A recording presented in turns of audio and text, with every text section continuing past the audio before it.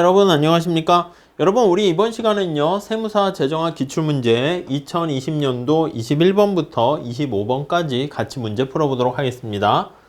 자, 우선 21번 한번 보시면 자, 기술적 외부성에 관한 설명으로 옳은 것을 모두 고른 것은 이렇게 있습니다.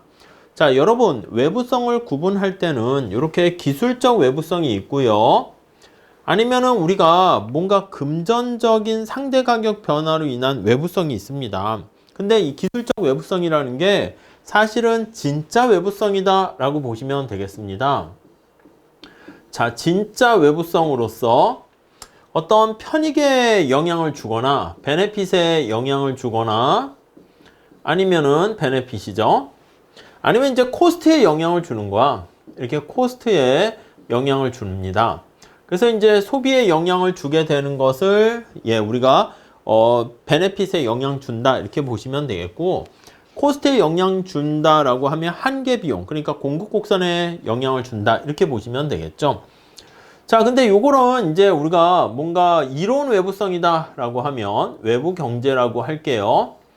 이론 외부성이면 편익을 증가시킵니다. 베네핏을 증가시키거나 비용을 이렇게 떨어뜨리게 되면 이게 이로운 이렇게 되고요. 해로운 외부성이다, 외부 불경제 이렇게 되면은요, 이때는 뭐야? 그렇지, 편익을 깎아먹거나 아니면 비용을 증가시키거나 이렇게 되는 거 알 수가 있습니다. 반면에 우리가 가짜 외부성이 있는데요, 상대 가격 변화로 인한 외부성을 금전적 외부성 이렇게 보시면 되겠습니다. 자, 이거는요 상대 가격 변화로 인한 것이기 때문에 상대 가격이라는 표현이 들어갑니다. 우리 비용 편익 분석에서도 얘기를 하는데, 어떤 동네에 철도, 지하철이 놓여졌습니다. 그러면 지하철이 놓여진 곳에는 어떻게 되겠어요? 그치, 사람들이 많이 몰리겠죠. 그러니까 이쪽엔 집값도 올라가요. 사람도 많이 올리니까 장사도 잘 돼. 근데 멀리서 사람들이 이렇게 오는 거니까 어딘가는 어떻게 되겠습니까? 도시가, 지역이 공동화되는 현상이 발생하잖아. 그러니까 딴 데는 사람들이 없어서 집값이 하락하게 되는 결과를 초래할 수가 있습니다. 이해 가시죠? 자, 그렇기 때문에 이 금전적 외부성은 가짜 외부성이다 이렇게 보시면 되겠어요. 이러한 외부성은 비용 편익 분석할 때도 고려하지 않습니다. 아시겠죠? 그래서 BC 분석에서도 어떤 편익과 비용으로 고려하지 않는다. 이렇게 정리하시면 되겠습니다. 자, 기억. 자원 배분의 비효율성은 발생하지 않는다. 아니, 이거는 발생하지. 그러니까 틀렸지. 이렇게 금전적 외부성일 때가 비효율성이 발생하지 않습니다. 화학 공장에서 강상류의 폐수를 배출했다? 그쵸? 이거 생산 과정에서 네거티브한 외부성이 되는 거죠. 생산 과정에서 해로운 외부성이 발생하게 되는 겁니다. 그러면 어떻게 되겠습니까? 이렇게 비용이, 이렇게 사회 전체적인 비용이 증가한다. 이렇게 보시면 되겠습니다. 자, 여기서 요거 니은은 맞고요. 디귿, 대규모 건설 공사로 인한 건축자재 가격 상승으로, 여러분 건축자재 가격 상승, 이런 상대 가격으로 인해서 발생하는, 건축업자가 피해를 보지만 오히려 이 자재를 파는 사람은 이득을 보겠죠. 그러니까 국가 전체적으로 보면 쌤쌤입니다. 그러니까 내용이 틀린 건 아니고 기술적 외부성은 아니다. 이렇게 보시면 되겠고요. 다음 리을. 양봉업이 인근 과수원의 생산에 영향을 미친다. 그렇지, 이거는 생산에 영향을 미치는 거잖아. 그래서 생산량을 증가시킨다거나 비용을 떨어뜨리게 되는 비용 하락으로 보시면 되겠죠. 자, 그래서 이렇게 니은과 리을이 바로 기술적 진짜 외부성이다 라고 보시면 되겠습니다. 실질적 외부성이라고도 합니다. 그 정도 정리하시고요. 다음 볼게요. 22번 또 표가 나와서 이렇게 자료 해석하는 문제. 이게 그래도 한 3-4문제에서 이렇게 5문제까지도 나오니까 여러분들이 긴장하지 마시고 좀 가볍게 한번 봐주세요. 자, 다음은 고령화가 급속히 진행되면서 복지 지출이 지속적으로 증가하고 있습니다. 최근 10년간 조세 부담률과 국민 부담률에 관한 추이. 조세 부담률이 뭐고 국민 부담률은 또 뭐야? 여기까지 할 게 아니라 이 표를 보면서 세금만 내는 거 말고 우리가 부양가족들이라든가 연금이라든가 등등 그런 것도 하나의 부담 아니겠습니까? 자, 그래서 기억 볼게요. 사회보장성 기여금 부담이 매년 증가한다.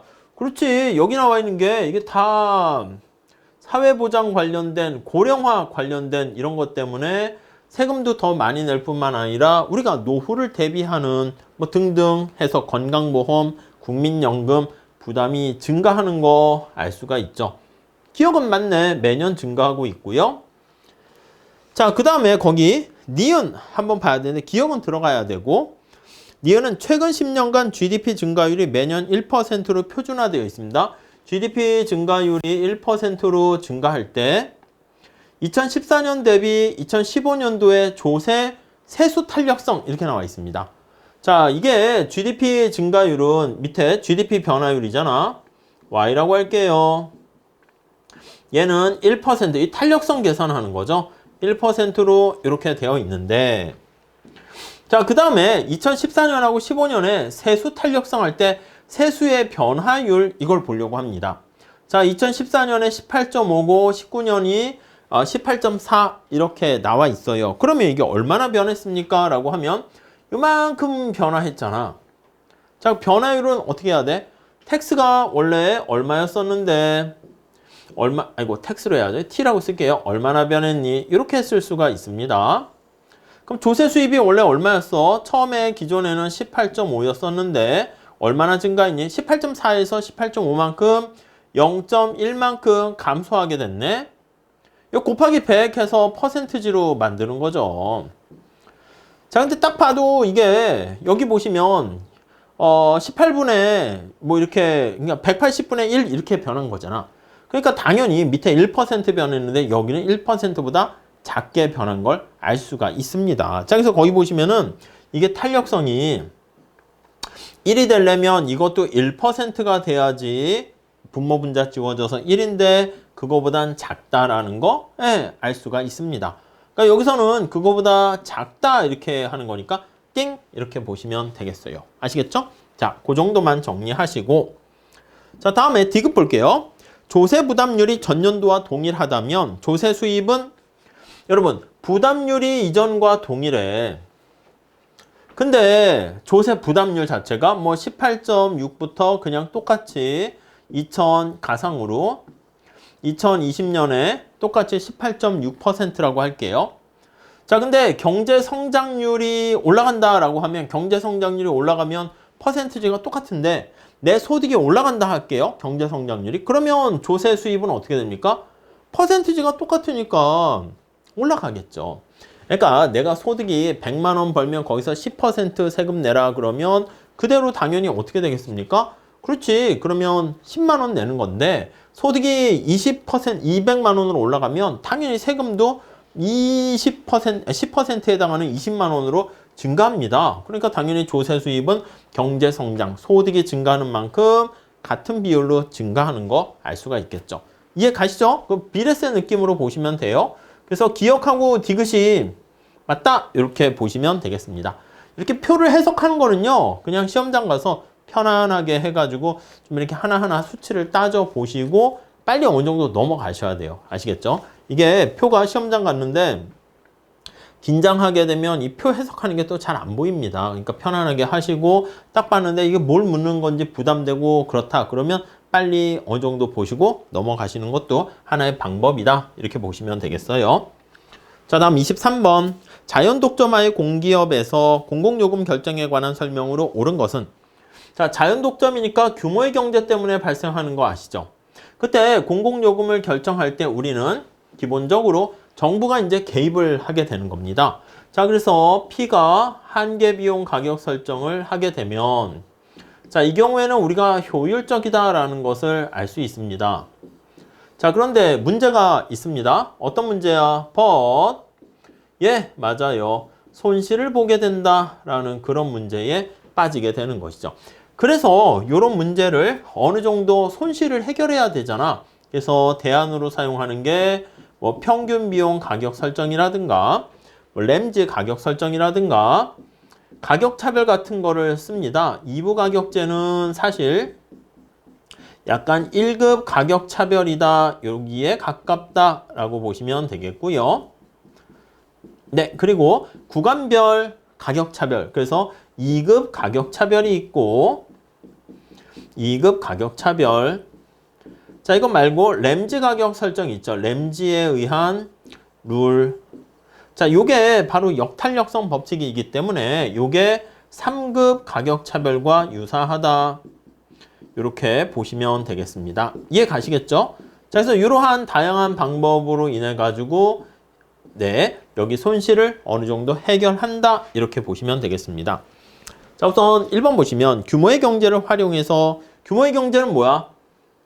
그렇지. 생산량이 증가함에 따라서 평균 비용이 하락하는 거죠. 평균 비용이 하락한다. 이렇게 보시면 되는데 평균 비용을 낮추기 위해서 하나가 아닌 여러 공기업이 생산한다? 아니요. 이거는 하나의 기업이 대량 생산했을 때 우리가 생산 시 이득 이렇게 된다고요. 무슨 말씀인지 아시겠습니까? 평균 비용이 우리가 점차 하락하게 되니까 이게 Q야. 그럼 평균 비용이 이렇게 우하향하게 됩니다. 그래서 내가 만약에 100개를 한 번에 생산하게 되면은 이만큼의 비용이 발생하는 거야. 이해 가십니까? 네. 이게 바로 100개를 한 번 생산했을 때 100개라고 할게요. 한 번의 생산 시 한 번 생산 시 요 면적이 총 비용 이렇게 되는 겁니다. 근데 만약에 50개를 생산하잖아? 그러면 평균 비용이 이렇게 되는 거니까 50개를 한 번에 생산하고 그 다음 또 다른 기업이 하나 나서서 똑같이 50개 생산하면 요게 50개 할 때잖아. 그러니까 요거의 2배야. 그러니까 요거가 이제 50개 생산할 때 발생하는 총 비용인데 전체는 지금 100개를 생산하는 거잖아. 그러니까 요거의 2배 하니까 총 비용은 어떻게 돼? 이만큼이 되는 것을 알 수가 있습니다. 그러니까 여기 나와 있는 것처럼 하나의 여러 공기업이 같이 생산해서 쪼개서 하는 것보다는 여러분 생각해봐. 현대자동차나 삼성전자가 대량으로 생산했을 때 거기서 비용 절감의 혜택을 보는 것이지 현대자동차가 공장을 쪼개가지고 하게 되면 네, 대량 생산으로 하게 되는 이점을 우리가 잃어버리게 됩니다. 다음에 2번. 민간 기업이 생산하고 가격 규제를 하지 않는다라고 하면은 사회적 최저 아니요. 아니 지금 이게 뭐야? 자연 독점 아니겠습니까? 그럼 민간에다가 생산을 맡기게 되면 가격 규제를 안 하면 독점 가격으로 이제 책정이 되는 거죠. 그럼 당연히 어떻게 돼? 우리가 생각하는 공공기업, 공공요금, 수도, 전기, 가스, 철도 이런 것들이 가격이 좀 너무 높아지게 되는 그런 문제가 발생합니다. 최적 수준이 아니죠. 그러니까 규모의 경제라는 게 없으면 시장에 맡기면 최적 수준이 되는데 이건 독점 아니겠습니까? 시장 실패 아니겠습니까? 그러니까 최적 수준이 안 된다. 이렇게 보셔야 되겠고요. 자, 다음 3번. 2부 가격제를 도입하면 그렇습니다. 2부 가격제라는 게 파트를 둘로 나누는 건데 여기 나와 있는 1급 가격 차별하고 똑같습니다. 1급 가격 차별은 소비자 잉여는 하나도 없어지지만 소비자 잉여는 조금 남을 수도 있어요. 그렇지만 맥스로 하게 되면 제로가 되지만 독점 기업이 다 가져가게 됩니다. 그래서 잉여를 다 가져가게 되는 관계로 효율적이다. 이러한 특성을 보이게 됩니다. 아시겠지만 투 파트 타리프 이렇게 해가지고요. 가입비랑 사용요금을 따로 받는 것이죠. 여기 수요 곡선이 있으면 한개 비용을 이렇게 그냥 수평으로 상정을 할게요. 자, 이렇게 되면은 여기 나와 있는 것처럼 둘로 나누게 됩니다. 이렇게 구간을 둘로 나누게 되죠. 자, 그래서 어떻게 나눕니까 하면요. 우리가 택시라든가 이런 거 탈 때 기본 요금이 있잖아. 요거를 가입비라고 하는 기본 요금으로 받게 되는 겁니다. 네, 이해 가세요? 이렇게. 자, 그래서 가입비를 이렇게 받고요. 이 가입비가 너무 비싸게 되면 사람들이 어떻게 아예 택시를 안 타고 사용을 안 할 수도 있겠죠. 자, 그 다음에 여기 요만큼은 사용요금으로 받게 된다. 이렇게 보시면 되겠습니다. 이해 가시겠어요? 그래서 요거는 사용요금으로 받게 된다. 이렇게요. 그래서 가입비와 사용요금으로 나누게 되면은, 나눠서 받으면 이게 완전히 소비자 잉여를 독점기업이 가져가기 때문에 소비자 잉여는 제로가 되는 결과를 초래하지만, 여기 나와 있는 것처럼 MC와 이게 수요 곡선이 같아지는 규모의 경제하에서도 그래서 효율적이 될 수 있다, 이렇게 보시면 되겠습니다. 그래서 이게 3번이 맞는 표현이 되겠고요. 다음 4번, 한계 비용 가격 설정을 사용했을 때 해당 공기업의 경제적 이윤은 제로다? 아니요. 한계 비용 가격 설정을 하게 되면 경제적 이윤이 제로가 아니라 손실을 봅니다. 여기 나와 있는 것처럼. 네, 이해 가시죠? 그렇기 때문에 효율적이지만 손실을 봐서 어떻게 대안으로 다른 방법이 없을까? 그런 것들을 고민하게 된다고 말씀드렸습니다. 다음 5번에 보시면 평균 비용 가격 설정을 사용한다라고 하면은 사회적인 최적 생산량을 달성하는 게 아니죠. 사회적인 최적 생산량은 한계 비용 가격 설정일 때 달성하게 되고, 평균 비용 가격 설정이라는 것은 약간 어느 정도 효율성은 포기해. 그렇지만 손실은 제거할 수 있다. 그런 게 특징이죠. 그림으로 우리가 매번 풀어봤는데 여러분들께서 그림 잘 한번 체크해서 정리하시는 것도 중요하겠습니다. 자, 다음 24번 볼게요. 자, 긍정적인 외부성이 존재하는 재화의 수요 함수가 이렇게 있어요. 자, P로 정리해서 그림을 그리면 되겠고, 한계 편익 함수가 여기 보시면 이렇게 돼 있네요. 자, 그러니까 한계 편익 함수 그리고 한계 비용 함수가 이렇게 있을 때, 자, 그랬을 때 한계 생산 비용이 7.5로 일정하게 되어 있을 때 사회적 최적 생산량은 어떻게 되니? 이렇게 되어 있습니다. 자, 우선 첫 번째 재화에 대한 수요 함수를 살짝 보시면 이거 P로 정리할게요. P로 정리하면 이렇게 될 수 있겠죠? 여기가 10, 여기도 10 이렇게 될 거야. 이게 그냥 원래 재화에 대한 수요 함수니까 그냥 우리가 얘기할 때 PMB라고 생각하시면 되겠습니다. 저게 P로 정리한 거니까 10-Q 이렇게 정리하시면 되겠죠. 자, 근데 생산하는 과정에서 이만큼의 추가적인 편익이 발생한다, 이렇게 보시면 돼요. 요거 P로 정리하면 어떻게 돼요? P는 O-Q, 이거는 뉘앙스가 뭐냐면 SM, 뭐라고 할까요? B 이렇게 할게요. SMB 하면 요거 PMB랑 SMB 똑같으니까 이렇게 합시다. 우리는 보통 SMD 해서 데미지 이렇게 얘기했는데, 주로 이제 원서에서는 이제 뭐라고 표현을 하냐면 externality에서 EMB 이렇게 얘기합니다.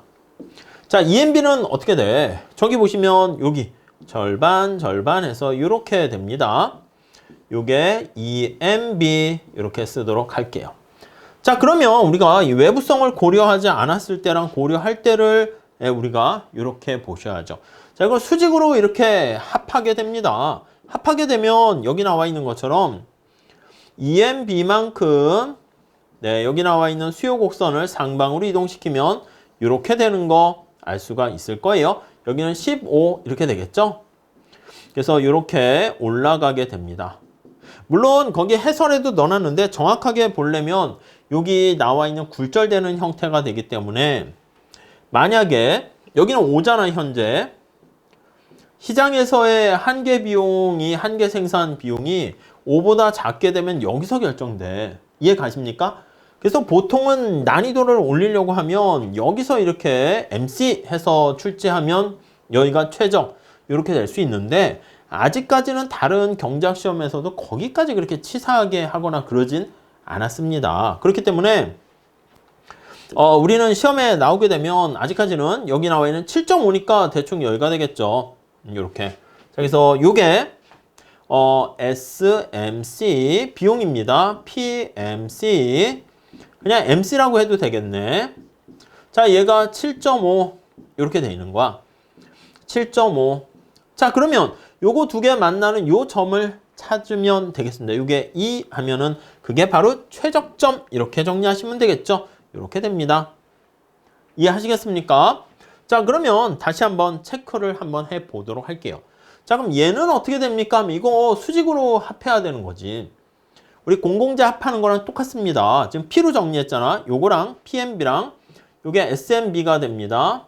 요 SMB는 PMB랑 더하기 여기 나와 있는 EMB를 Externality Marginal Benefit을 더하면 되겠습니다. 자, 얘가 10-Q 이렇게 되고 10-Q 더하기 EMB는 뭐야? EMB는 요거 5-Q 이렇게 되는 거 알 수가 있죠.